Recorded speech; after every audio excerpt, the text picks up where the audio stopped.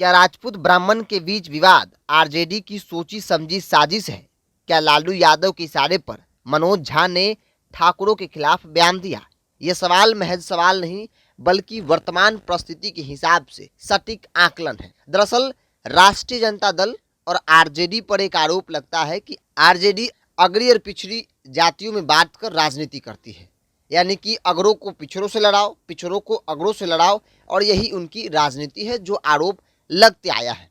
ऐसे में राजपूत और ब्राह्मणों के बीच जिस प्रकार से विवाद उत्पन्न हुआ है, और इस विवाद में आरजेडी के छोटे नेता हो या फिर लालू प्रसाद यादव जैसे बड़े नेता की बात कर ली जाए, सभी ने मनोज झा का समर्थन कर दिया और कहा कि मनोज झा ने ठाकुरों को लेकर जिस प्रकार से कहा वो कहीं से भी गलत नहीं है। मनोज झा ज्ञानी है। अब इस पूरे मामले को लेकर राजनीति को जानने और समझने वाले लोगों का मानना है कि यह एक आरजेडी की सोची समझी साजिश है। इस बात को समझने के लिए आपको पुराने बयान को भी समझना होगा। आरजेडी लालू प्रसाद यादव को लेकर कहा जाता है कि उन्होंने एक बार बड़े मन से यह कहा था कि बूढ़ा बाल साफ हो, यानी कि जो अगड़ी जातियां हैं उसका विरोध खुले तौर पर किया था। क्योंकि आरजेडी का जो कोर वोटर है वो यादव, मुसलमान समेत तमाम जो दलित, महादलित, पिछड़ी जातियां हैं।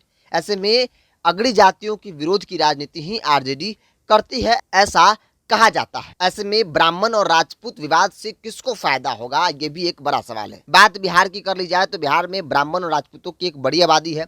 ऐसे में राजपूतों के लिए ब्राह्मण पूजनीय होते हैं। यह एक परंपरा लंबे वक्त से चलती आ रही है। दोनों जातियों के बीच अटूट रिश्ता माना जाता है और यह रिश्ता आज की तारीख में टूटने के कगार पे है। मनोज झा के बयान के बाद आनंद मोहन ने जहां कड़े शब्दों में विरोध किया, अब तमाम जो राजपूत नेता हैं अलग अलग पार्टियों में वो इसका विरोध कर रहे हैं। और लालू प्रसाद यादव भी चाहते हैं कि ऐसे ही नेता बयानबाजी करते रहें ताकि ब्राह्मण और राजपूत के बीच एक दीवार खड़ी हो जाए, और जहाँ पे राजपूत उम्मीदवार हो वहाँ ब्राह्मण वोट न करे, और जहाँ ब्राह्मण उम्मीदवार हो वहाँ राजपूत वोट न करे। इससे सबसे बड़ा फायदा राष्ट्रीय जनता दल और नुकसान भारतीय जनता पार्टी को होगा। क्योंकि बिहार में जब जातियों की बात आती है तो अगली जातियां, खासतौर पे राजपूत और ब्राह्मण, भारतीय जनता पार्टी का कोर वोटर माने जाते हैं।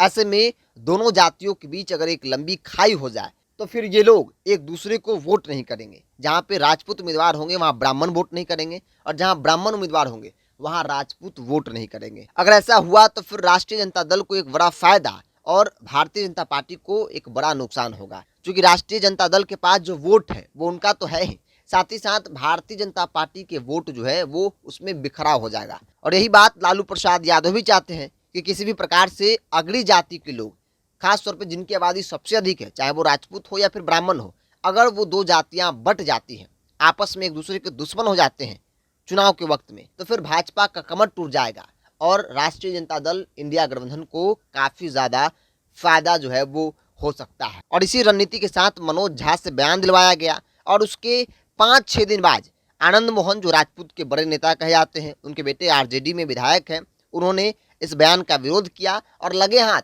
राष्ट्रीय जनता दल ने भी इसे भंजाने की कोशिश की और तुरंत उस बयान को राष्ट्रीय जनता दल ने तमाम सोशल मीडिया प्लेटफॉर्म पर पोस्ट किया, शानदार और जानदार बताया। यानी कि आरजेडी भी चाहती है कि किसी भी हाल में यह जो विवाद शुरू हुआ है वो काफी आगे जाए, जिसका फायदा राष्ट्रीय जनता दल को होगा। लालू प्रसाद यादव का भी बयान आया। जो लालू प्रसाद यादव बयान देने से बचते हैं वो लालू यादव आजकल मीडिया को बुलाकर बयान दे रहे हैं और ये कह रहे हैं कि मनोज झा ज्ञानी है, जो लोग इसका विरोध कर रहे हैं वो अज्ञानी है। यहाँ तक कि राष्ट्रीय जनता दल ने अपने ब्राह्मण नेताओं को, स्वर नेताओं को खड़ा कर दिया है जवाब देने के लिए। और इन तमाम प्रकरण को लेकर राजनीति को जानने समझने वाले लोगों का मानना है कि आरजेडी जो अगड़ी पिछड़ी की राजनीति करती थी, अब वो अगड़ी पिछड़ी की तो कर ही रही है, साथ ही साथ जो अपर कास्ट है उसमें कैसे फूट लाया जाए इसको लेकर अपनी रणनीति बना रही है, जिसका एक पार्ट ब्राह्मण और राजपूतों की विवाद के रूप में देखा जा रहा है।